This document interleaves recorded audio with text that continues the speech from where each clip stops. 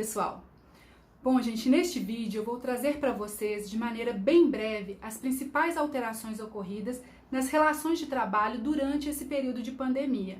A gente sabe que o governo editou algumas medidas na tentativa aí de preservar as relações de emprego. Então, gente, a gente vai analisar principalmente duas medidas provisórias que são mais afetas à relação de trabalho. A primeira medida que saiu foi a medida provisória 927.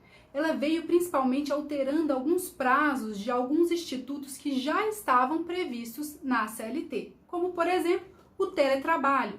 Foi permitido, então, a transferência, a alteração do regime presencial para o teletrabalho com a comunicação do empregado no prazo de 48 horas.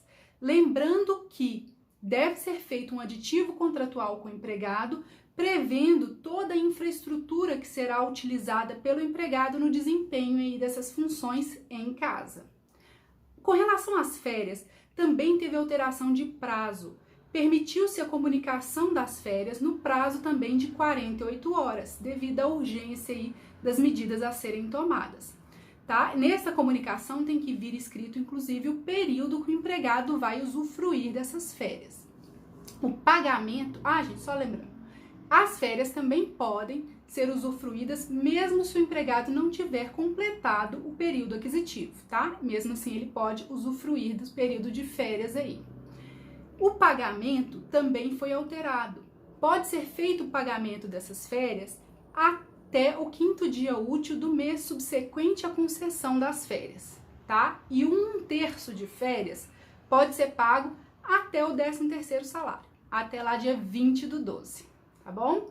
As férias coletivas também foi alterado o prazo de comunicação das férias coletivas, então, de 48 horas também.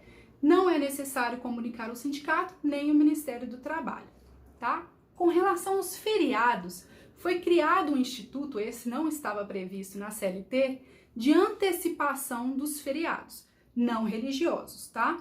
Então, pode-se antecipar os feriados não religiosos, federais, municipais, distritais, estaduais, tá? Com a comunicação também ao empregado, no prazo de 48 horas, de quais feriados estão sendo compensados. Também permitiu-se, gente, a adoção de banco de horas, que é o que a gente está chamando de banco de horas do Covid, tá? Então, pode instituir, por meio de acordo individual entre empregado e empresa, um banco de horas em que ele poderá compensar essas horas no prazo de até 18 meses após o final da pandemia, tá? Lembrando que ele não pode ultrapassar a 2 horas por dia, nem a 10 horas de jornada diária, tá?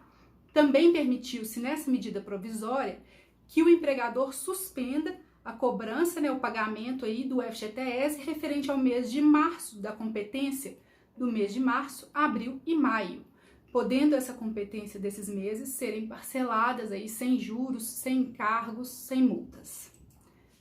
Depois, gente, da medida provisória 927, nós tivemos uma medida provisória bem polêmica, que foi a medida provisória 936 de 2020, que veio prevendo aí a redução salarial e a suspensão de jornada e salário, tá?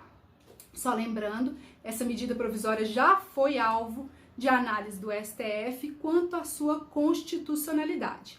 E o STF entendeu que ela é, sim, constitucional. Então, ela pode ser aplicada aí pelas empresas, tá? Essa medida provisória, ela criou o que estão chamando aí de benefício emergencial, que é um benefício criado pelo governo que será pago ao empregado, tá? Com relação ao percentual que a sua jornada for reduzida ou no caso de suspensão da jornada. Só que esse benefício, gente, não é o salário do empregado, tá? A base de cálculo desse benefício emergencial é o seguro-desemprego, tá? Então, sempre se atenham a isso, não é o salário do empregado. A base de cálculo é a base de cálculo do seguro-desemprego, tá?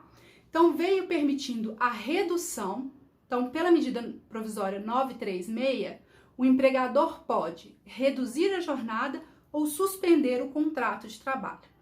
Reduzir a jornada, ele pode reduzir nos percentuais de 25%, 50% e 70%.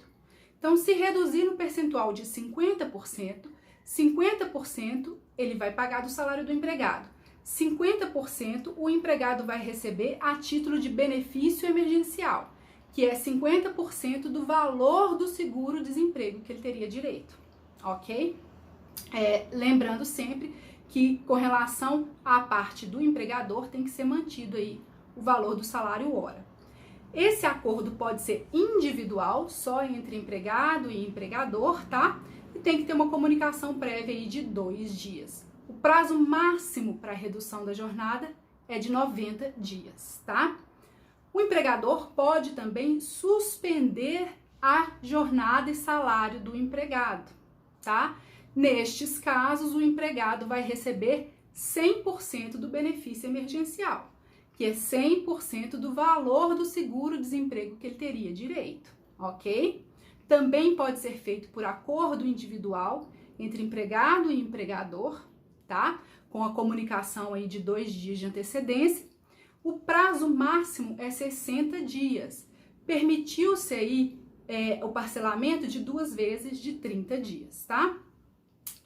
Sempre lembrando que tem que ser mantidos os benefícios do empregado, que o empregado já recebia.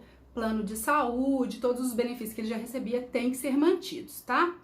Só uma questão com relação à suspensão: se a empresa que for optar por suspender o contrato de trabalho do seu empregado, se ela faturou no ano de 2019 mais do que 4 milhões e 800, ela vai ter que pagar 30% a título de auxílio emergencial. Então, se ela faturou mais que 4 milhões e 800, 70% do salário do empregado vai ser através do benefício emergencial, os outros 30% será conforme auxílio, ajuda compensatória que essa empresa vai ter que pagar, tá? Mas isso só no caso de quem faturou mais que 4 milhões e 800 no ano anterior. Essa ajuda compensatória, ela tá lá prevista também na medida provisória 936, tá? Então, se a empresa quiser dar uma ajuda para o seu empregado, até porque o benefício emergencial vai vir num salário, né, num valor normalmente bem inferior ao percebido para o empregado antes. Então, se a empresa quiser dar essa ajuda compensatória, ela poderá dar uma ajuda compensatória ao empregado neste período, considerando essa verba de natureza indenizatória, tá? Não é salário. Só, gente, esclarecendo, porque isso causa muita dúvida, quem se beneficia, né? Beneficia, não posso falar assim, né? Porque tem reduzido a jornada de salário. Mas quem pode ser aplicada as medidas de redução e de suspensão do salário tem que ser verificado principalmente qual é a remuneração do empregado. Porque, gente, empregados que recebem menos que 3.135 e mais do que 12.202 com diploma, né, que tem uma graduação, a eles pode ser aplicado quaisquer dessas medidas. Suspensão ou redução de 25, 50 ou 70, tá? Aos empregados que estão nesta faixa, que recebem mais do que 3.135 e menos do que 12.202, tá? Ou que recebe mais do que 2.202 e não tem uma graduação, a eles, por acordo individual escrito, só pode ser aplicada a redução de 25%. As outras medidas não podem ser aplicadas, a não ser que faça um acordo coletivo, uma convenção coletiva que permita aí essa aplicação. Mas por acordo individual, quem está nesta faixa de 3.135 até 12.202, só por acordo individual, só redução da jornada de 25%, tá? Ou quem tiver mais que 12.000 e não tiver uma graduação, um diploma legal, tá bom? Outra coisa que essa medida provisória previu foi a estabilidade, e isso tem que ter muita atenção.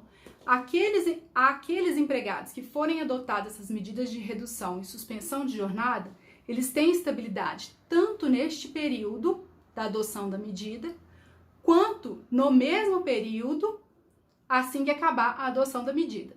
ele tem estabilidade, então, durante a adoção da medida e pelo mesmo período da medida, assim que ela acabar. Então, ele tem essa estabilidade. Se for dispensado durante esse período de estabilidade, ele tem direito aí à indenização, tá? Lembrando sempre que fez o acordo individual com o empregado, seja para reduzir ou para suspender a jornada, tem que ser comunicado ao Ministério da Economia no prazo de 10 dias, para que esse benefício emergencial seja pago. E também tem que ser comunicado ao sindicato no prazo de 10 dias, tá? O STF veio falando que não é necessária a anuência do sindicato, mas a medida provisória estabelece que é obrigatória a comunicação do sindicato, então tem que continuar comunicando aí o sindicato. Tá bom, gente? Então essas foram as principais alterações que tiveram. Eu espero que tenha esclarecido aí para vocês. Muito obrigada.